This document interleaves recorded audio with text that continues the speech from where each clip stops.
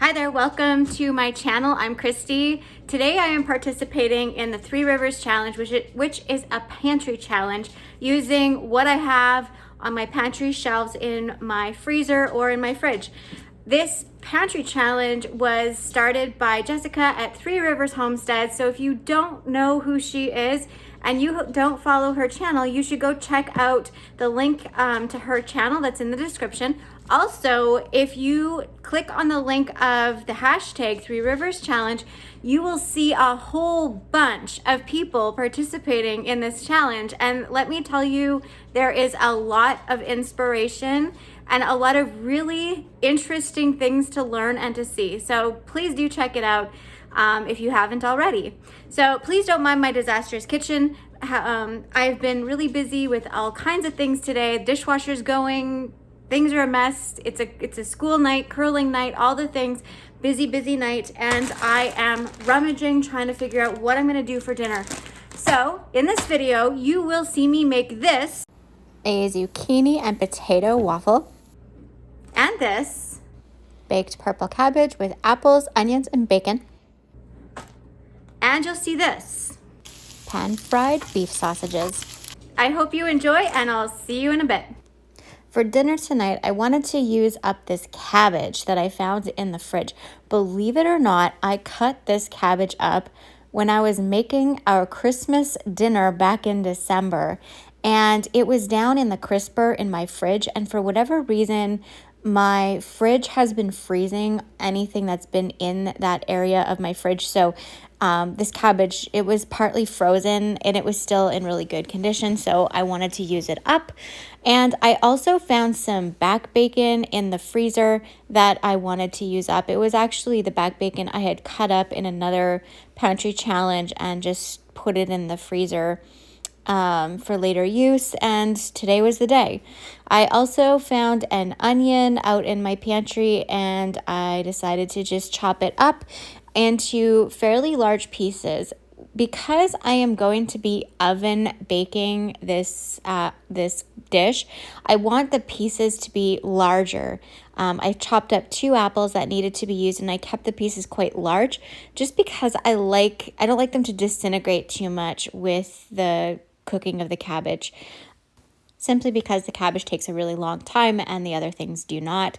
I then put some salt and pepper. Typically I would do that before I add the apples, but I forgot. I was in such a hurry tonight because I realized I was about half an hour behind schedule for getting Chaz off to curling. Next, I added some olive oil, and then I just put the lid on and I popped it in the oven.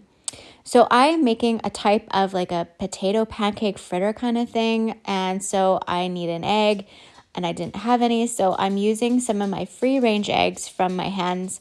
To 3 tablespoons of egg, I'm adding 4 tablespoons of water.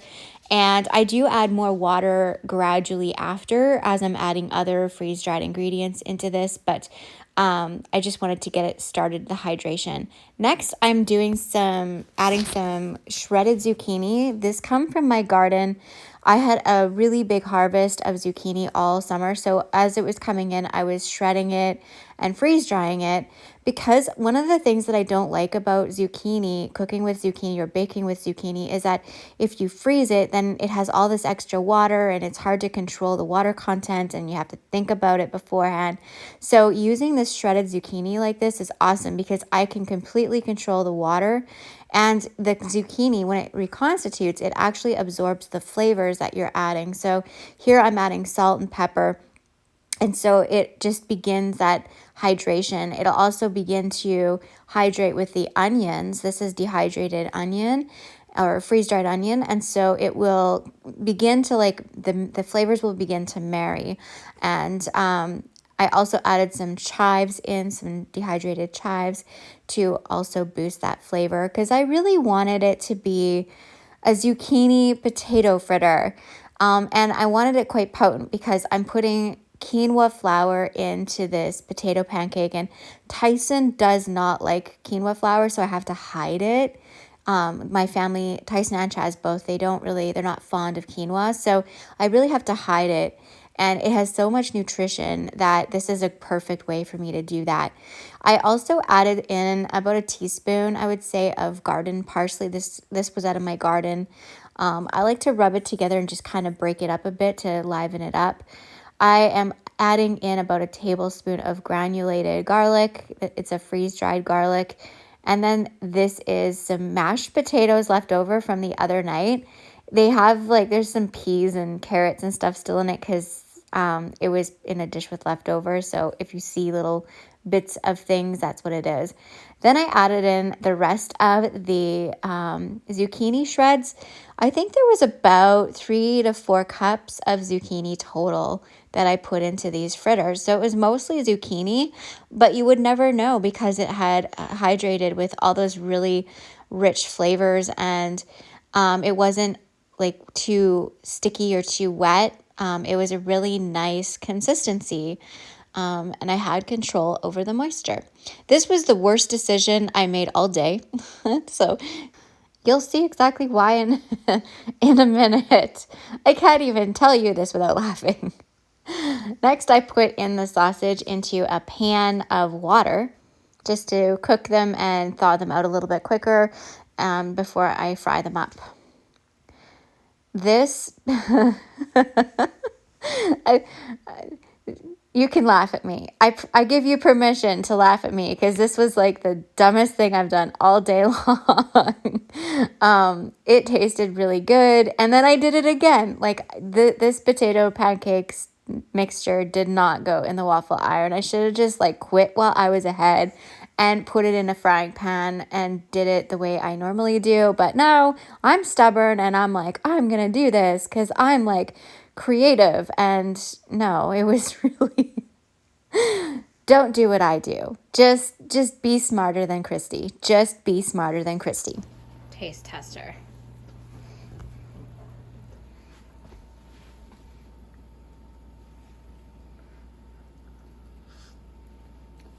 Tastes good. Yeah, you like it? Mm-hmm. What does it taste like? Mashed potatoes. Mashed potatoes? Mm-hmm. So what's your score on it out of 10? Definitely 10.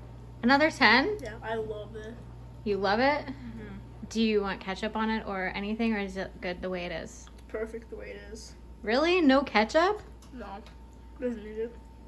What's that? Doesn't need it. Huh. Cool.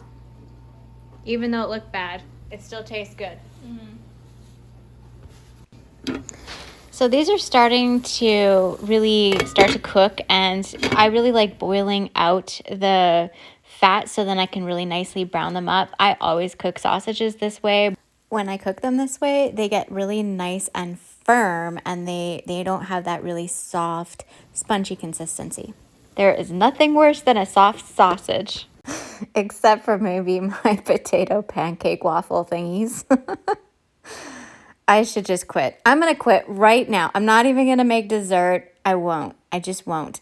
You'll notice the cabbage is not on the plate, and it's because it didn't get cooked in time, and I had to plate this up for Chaz because he had to go to curling. So I just topped it off with some mustard from the other day when I canned it in our video, and he ate it up, and he was happy with that. It looked really good. It tasted great. It just looked like crap.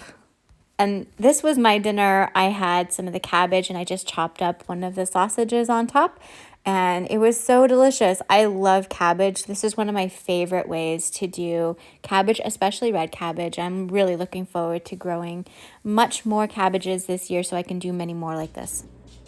Thank you so much for watching, and I will see you in the next video. Bye for now.